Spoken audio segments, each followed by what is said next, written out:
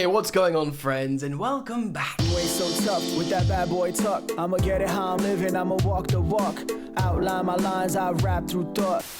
It's been too long. Welcome back to Football Therapy with me, your host, Jan. I hope you're doing well, friend. I really do hope that. Welcome back to Chelsea News, of which there is some. An insight of what's been going on around Chelsea behind the scenes in an interview from the Chelsea's official website with Marc Cucurella, seemingly an important player in the Chelsea squad again. We'll talk about that. We'll talk about the Football.London article on Chelsea preparing a big offer for Ivan Toney. Of course, ladies and gentlemen, the big tennis match of headlines regarding Chelsea striker is, Osimhen next summer, or maybe January versus Ivan Toney in January.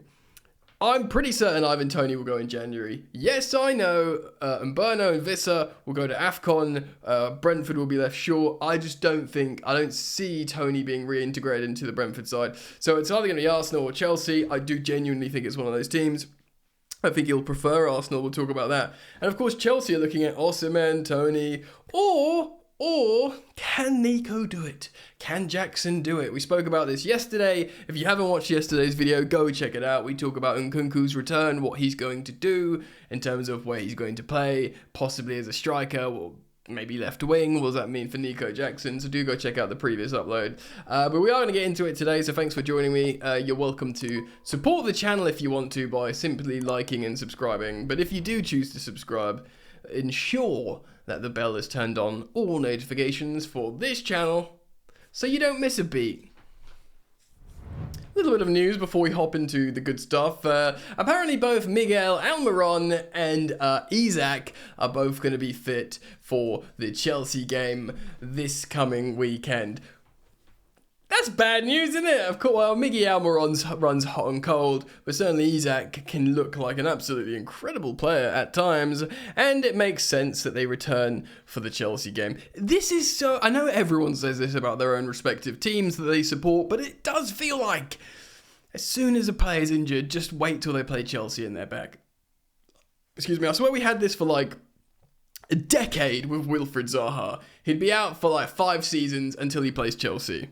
Or 5 months, let's just say. Oh, we're playing Chelsea? Oh, I'm suddenly fit. I'm good to go, gaffer. Always the bloody way.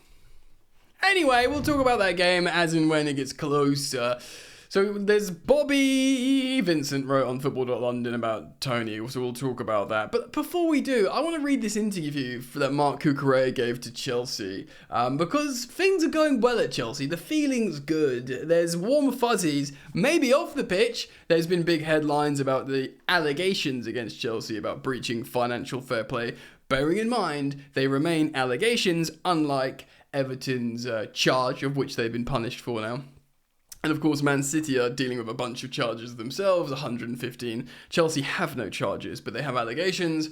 We will follow that story here on the channel, so make sure you keep it locked to this channel for developments on that. But let's move away from the negative, and hopefully, I haven't read this because I wanted to react live, hopefully stay positive and get some insight from Marc Cucurella, Chelsea's first choice left back at the moment. Ooh, wow. Let's find out, shall we? So the left back is now in his 2nd season at Chelsea after joining from Brighton. 62 million quid, by the way. But even in his relatively short time in West London, he's seen a number of new first teammates to arrive and join them. Combined with the arrival of new head coach Pochettino, the changes have resulted in an inevitable period of bedding in for the team this season as the new arrivals to Chelsea in England settle and understanding between teammates is built. This is really interesting because this is Chelsea saying this, Chelsea's almost saying to the fan base, the football media, look, this has been a hell of a lot of change. Everyone's needing time to settle, including Marc. However, looking back on his early days at Stamford Bridge and experiences since, Cucurella explains that it is a unique pressure that comes with playing for a big club like Chelsea, which can require the most adaptation. And that's fair. I know he hails from the Barcelona academy, but Brighton's relatively understated. He won player of the season there. And then going to Chelsea, it's just pressure, bro. I think maybe less pressure now that we've been underperforming and trying to sort ourselves out for an extended period of time. You join Chelsea, you know, like, all right, everyone's settling down. It's very, very difficult to navigate because that doesn't like mean you can just chill. It's still, you know, you got John Obi Mikel, Malouda now, you know, Drogba, people saying like, you got to win at Chelsea, you got to win. Like, yes, transition, yes, process, you know, yes, project, but you've got to win. Yeah, there is a bit of that, but there also is just the reality, you know. Cucurella said this: when you come to a big club, but then for sure there's pressure. When you go to a normal club, well, I'll tell you one thing, we're not a normal club, there is not this pressure. It's different. You need to win, but the objectives are different. Here at Chelsea, every week, every game, you have to win. There you go. He's saying what the Chelsea legends have been saying. Otherwise, the team and the fans aren't happy is a big difference. We are creating good habits here. It's a young team, and we're starting to build something that's important. It's not enough so far. We want to win every game, but I think the way we are playing now is good. I would agree. Last couple of games, apart from the low block conundrum, Mr. Cucurella.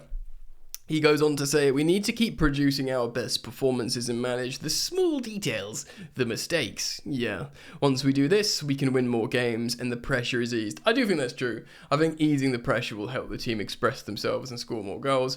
The 8 goals in 2 games will help that. The reintroduction, or should I say, the introduction to Christopher Nkunku will help that. Again, I defer to my previous upload. Go check it out if you haven't watched it. So the 2 of the new additions are people he knows well, playing alongside Sanchez and Caicedo, both at Brighton before, of course. They've all now play for Chelsea. On top of being familiar faces, Cucurella believes they can add 2 more members of the growing Spanish speakers, both within the squad and coaching staff, and he adds to the understanding. So it's basically a little Spanish group. He says he's very happy they joined, when he talks about Caicedo and Sanchez. I told them it's an important club, they'd feel very good here, and I'm happy here, and that we would have a Spanish mafia. To be honest, like, both Levi Colwill and Marc Cucurella could have contacted these guys and said, come to Chelsea. And to be honest, Cucurella, after his first season, like, it wasn't a good first season for Cucurella, and he could be like, get me the ruddy heck out of here. Pep Guardiola wanted to buy me for Man City, and we finished mid-table, and, you know, the managers are getting sacked, and no one likes me. Do you know what I mean? He could have done a bit of that. But to still say to the guys, no, come on down, this is going to be good, I think is good. So that we can speak with the manager in Spanish makes it easier to explain mistakes, what we need to do on the pitch. True, loads of Spanish speakers.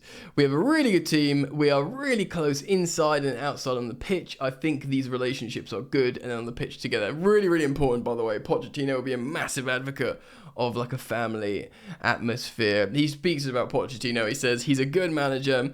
We know we are a good team, and one of the important things is to have a team healthy because we run a lot and press a lot. Now it's about playing and getting confidence. The coaching staff like to be close with the players and speak to us. I think that's good for the team. We need to feel the confidence, and I think this helps the staff a lot. We need to continue good. We need to play well. We need to continue in a good way. We get it.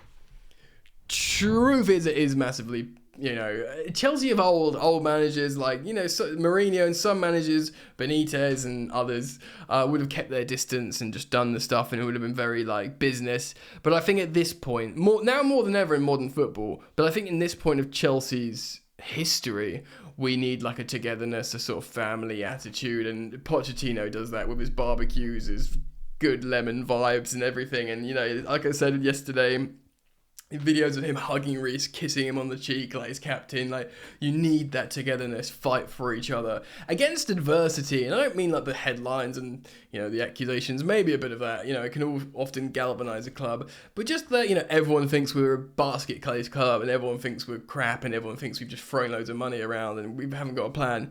We know we've got a plan, and boy howdy, we're going to show them because we're together, and that's just nice, you know, and I like that. So I actually kind of feel quite happy for Cucurella. I would start him as a first choice left back at the moment, and he does run hot and cold. If we had a fully fit Ben Chilwell, I would start Ben Chilwell. I just think he's really, really good, and people forget that. Much in the way some people forget how good Reece James is, including myself. I always know he's amazing, but I forget how important he is, especially when I see Malo Gusto do a good few things and just always fit and always available. And you think, yeah, Reece is fully fit. Reece is obviously going to be better, but I don't know, whatever. You sort of forget about it. And then you see Reece James play and you're like, oh my God, we're just so much better when he plays. I think not to the same extent, but I think there is a bit of that with a fully fit Chilwell. But for the meantime, the Levi Colwill left-back experiment looked like it was sort of working a bit more and more, but I would start Cucurella at the moment as things stand. Of course, that is subject to radical and quick change. Let's speak about Toney. Right, Bobby of the Football.London writes this. Chelsea are strongly considering making a big money offer to Brentford in the January transfer window for striker Ivan Toney. Football.London understands the 27-year-old forward is set to return to action, of course, after his ban. He was given an 8-month ban that will be lifted in Jan. That rhymed. My name is Jan. Chelsea are one of the numerous clubs that are in for Toney. Of course, the Blues have been linked to the striker for some time, and it's actually prior to his ban as well. It's no secret Chelsea are in the hunt for a new number 9. Nico Jackson is highly rated at the club and has been superb over the last couple of games. I actually think he was better against Man City than he was against Tottenham, by the way. I know he scored a hat-trick against Tottenham, but we know the context of that game. I do think Nico could be great, but I wouldn't say he's been in superb form over the last couple of games. Just me, nitpicking there. But adding a proven goal scorer in January will ease the burden of the Senegalese striker somewhat. Yeah, it would just be exciting as well, wouldn't it? Let's read on. Okay. The Chelsea will still view Jackson as with a hugely bright future at the club, but the early exchanges of the season, there has been too much reliance on the lad to score goals. 7 goals in his first 14 matches is a seriously impressive return, despite there being plenty of criticism. Yeah, it's good. It's basically 1 and 2. He's got a better than 1 and 2 in the Premier League as well. As well as that, of course, we forget Jackson will represent Senegal in the African Cup of Nations mid-January. Oh, I've not been taking that into account. Which means if he goes for around a month, that would be around the time where you sign Toney. But would Toney be ready to just play? Also again, the last video we spoke about Nkunku playing as a striker. So Breuer has recently returned from a lengthy injury layoff and cannot be relied on just yet. That's true. Especially like the high-octane style of play Pochettino plays. Just to throw young Breuer in, it's when you're trying to manage his injury. It's like saying Reece James, similar kind of like you want to be careful, not play them constantly in for full minutes. As it stands, are Chelsea's only senior orthodox number 9s, Breuer and Jackson. Cole Palmer has been played as a false 9. He even referenced it recently, but he don't think he'd want to do that. And to be honest, I don't think Poch would want to do that. You could play 2 false 9s like Gallagher and Palmer like we did against Arsenal, but it's very specific situations, So adding someone like Toney in January is an option that's being seriously considered by those high up at Chelsea. We have also reacted here on the channel months ago now to a story that one of our co-sporting directors, Paul Winstanley, has already put legwork in to sign Ivan Toney, and it's a project of his rather than Lawrence Stewart, the other co-sporting director. However, Arsenal are also very interested in the former Newcastle United striker, although Chelsea seem to be in much stronger position financially than North London rivals. Really, really interesting, isn't it? That Chelsea are the ones that aren't qualifying for Europe, and we don't have the stadium revenue of Arsenal, and we're not in the Champions League like Arsenal, but we are in a stronger financial position, which really does make mind boggle. But well done to the people doing the finances at Chelsea, because we can spend money and they can't, apparently. Of course, they have much higher wages. Brentford are understood to be willing to do business when it comes to Toney, who has less than 2 years remaining on his current deal. 18 months. I always say 18 months to 12 months. You really want to sell them at 18 months. The Bees are reportedly demanding around 80 million, who's highly rated by the gaffer. He says, the manager, Thomas Frank, said this: Ivan is amazing in many, many aspects. He copes with pressure, and the way he copes with pressure and distractions is amazing. Well, the distractions of his own gambling problems and social media exploits of slagging off Brentford, which I don't think is a good look. but we move. He's been scoring goals, performing for the team, and driving the team. He is remarkable. This is a proper sales pitch here, isn't it? I can talk about Ivan every day around the place. He's a fantastic person around the group. He's got that unique emotional intelligence to be aware of all players and every staff manager. Come on, bro. Ivan's trains well, and he loves him. Look, okay. I've referenced it before. I'm going to reference it again. I watched him talk on this Diary of a CEO podcast, and look, he's an amazing footballer. He didn't come across, to me, as the most erudite, eloquent, sharpest knife in the drawer. Now, that's fine. He's a footballer. But, like, I wouldn't, maybe he is emotionally intelligent and he's just got this empathetic mind. But he doesn't come across as this super sharp guy. And like I said, it looks like when he sees a hot girl on holiday, he'll say F his team, his employer, to maybe get in bed with her. Again, he's a footballer. Look, would I be happy if we signed Ivan Toney in January for a wage structure that doesn't upset our complete apple cart's new wage structure? Yeah, I would be. He scored 20 Premier League goals for freaking Brentford. I know there would have been pens, but he would have been over double digits for open play goals, and then, I don't know how many open play goals he got, but he got a lot. And you'd have to say maybe in a better team he'd score more, maybe. I think he'd be good. He's senior, he's like similar age to Sterling. He'll add just another sort of adult up front.